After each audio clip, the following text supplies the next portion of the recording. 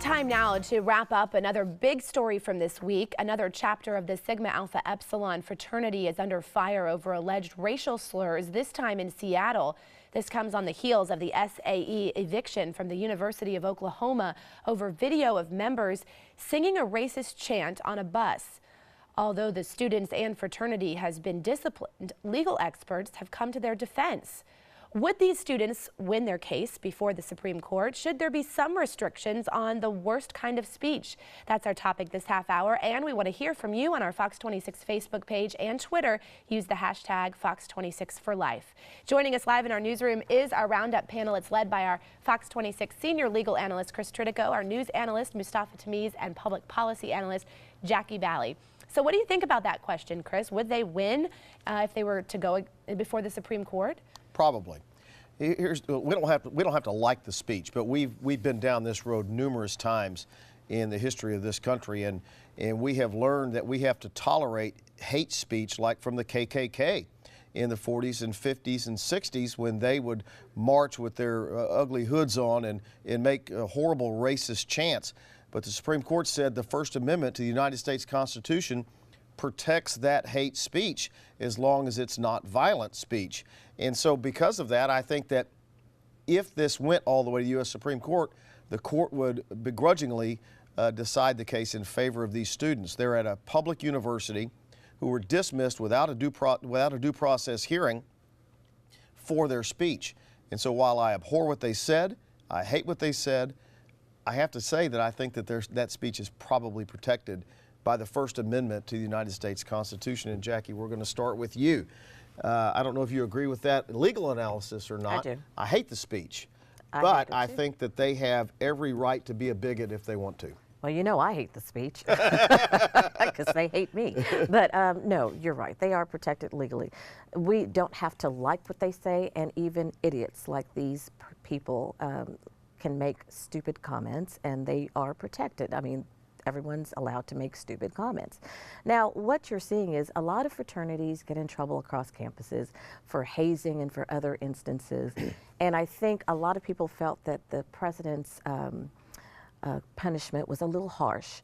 Some people are saying, well, they could have expelled just certain members, or they could have done this. And other instances you've seen, I think it would have been great if they would have said, make them go into the African-American community and do community service and help the African-American community, since you clearly don't know any African-Americans, but that's just me. But no, I think they would be protected. And I think it's very ironic, because you're hearing rumors that the fraternity is actually thinking of suing the gentleman who you're seeing on the videotape. Well, that would be an interesting twist. I know.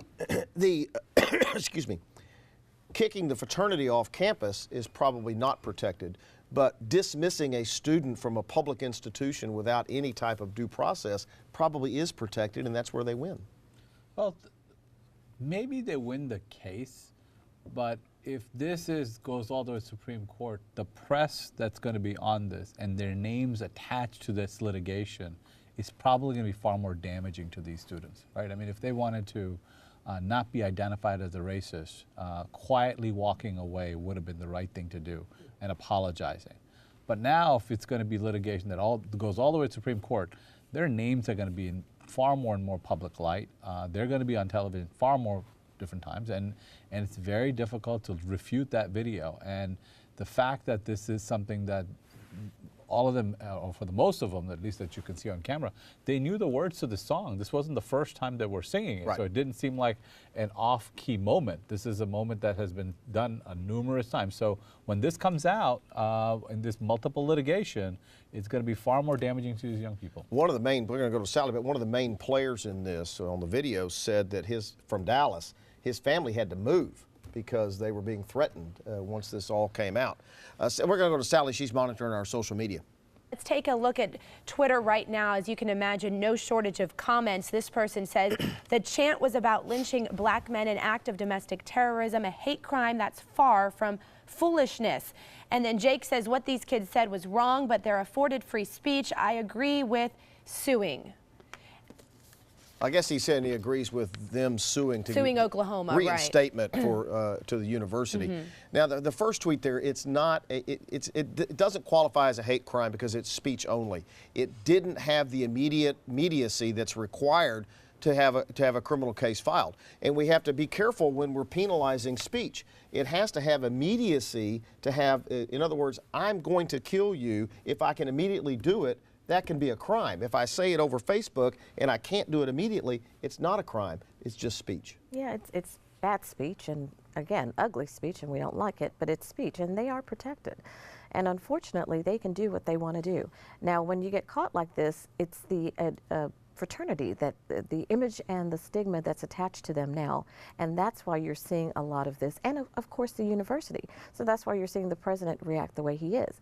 I think the whole N-word too, I think that's something to look at, because I've always had arguments with my African American friends who use the N-word with each other. They get mad when people of different color use the N-word, especially in comments like hateful comments like this, but then they use it with each other. I think we should ban the word altogether. It's just ridiculous, no matter what you look like. When I was in college, which was in the last century, quite frankly, all fraternities and sororities were segregated. There was no integration. My son was in a fraternity at Sam Houston State, the best university in Texas. Next to you. And the president of his university is an African American, of his fraternity was an African American. So you have seen what has been traditionally a long-held segregated society has been moving in the right direction. Yeah. It's moving, but sometimes you wonder, are we moving fast enough? But getting back to this, it's not that they just used the N-word. I mean, it was a song about violence against African Americans, and speech, hate speech sometimes leads to violence. So if you're doing these type of chants, you may be conditioning people to do something like this. And although I agree that free speech has a lot of latitude, and we as Americans respect it and want it, but we do limit it. I mean, you can't walk into a theater and yell fire, right? You can't put people in danger, and these type of speeches can be dangerous. You bring up a good point. There is a black man who is actually a member of SIGAPS, and he's been doing a lot of interviews, and he's saying, look, this speech was about me, but he's taking back to the conversation about the history of SIGAPS and how it has helped him be a better person. So I think that message is very good that he is doing that. And it's causing a new, wow, it's causing, Sally, I'm just going to throw it back to you. I can't talk anymore.